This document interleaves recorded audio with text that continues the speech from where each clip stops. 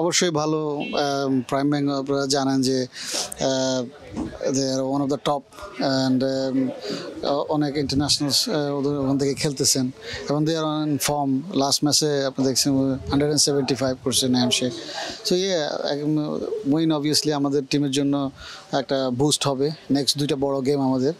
So ইয়ে obviously nice to win. 4 ম্যাচে একটা ম্যাচেই হালকা হোঁচট খেলেও আপনার লিজেন্ড অফ রূপগঞ্জ বাকি 3 ম্যাচে একদম দাপট দেখিয়ে জিতেছে। 2টা ম্যাচ 10 উইকেটে, আজকে 8 উইকেটে। তো প্রত্যাশাটা কীরকম?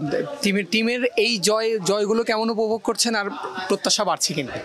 না, অবশ্যই। লোক, আমরা শুরু থেকে যখন টিমটা করি তখন আমাদের মাইন্ডসেট ওরকমই ছিল যে আমরা একটা ভালো পর্যায়ে যাওয়ার জন্যই টিমটা করা। আর এখানে টিমটা আমরা এমনভাবে সাজানো হয়েছে যেখানে সব ইয়াংস্টার্স অ্যান্ড দু একজন আছেন যারা সিনিয়র ক্রিকেটার। সো একটা ভালো কম্বিনেশন হয়েছে টিমটার জন্য, যে এক্সপেকটেশনটা দিন দিন হাই হচ্ছে। আর পাশাপাশি হ্যাঁ, একটা গেম আমাদের যদিও আমরা অনেক ক্লোজ ছিল, দু একটা ক্যাচ ড্রপেতে আমরা ইয়ে হয়েছি, বাট ওভারঅল আমরা ভালো খেলেছি।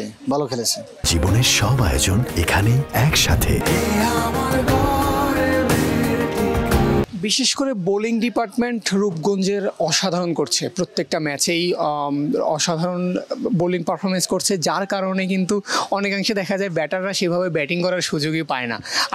আজকে মোটামুটি যেই কটা রানে হয়েছে, 2জন ব্যাটার 50 পেয়েছে। সৌম্য সরকার আজকে আসরের প্রথম 50টা পেয়েছে। ব্যাটিংটা কেমন উপভোগ? না, এটা মাস্ট টু বি অনেস্ট।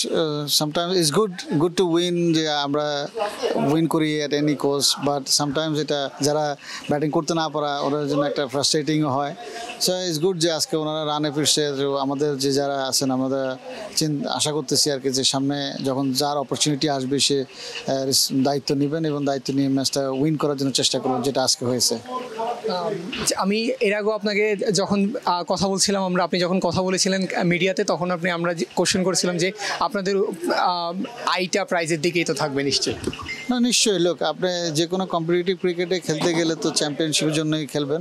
তো আমরা চেষ্টা থাকবে, আর আমরা আমাদের দর্শক যারা আছেন বা আমরা চেষ্টা করবো একটা ভালো ক্রিকেট উপহার দিতে, আর এটাই আমাদের চেষ্টা থাকবে। আপনাদের প্রত্যাশা অনুযায়ী আপনাদের চ্যাম্পিয়ন হওয়ার জন্য যে প্রত্যাশাটা, রূপগঞ্জের টিম এখন পর্যন্ত 4 ম্যাচে ওই দিকেই তো যাচ্ছে।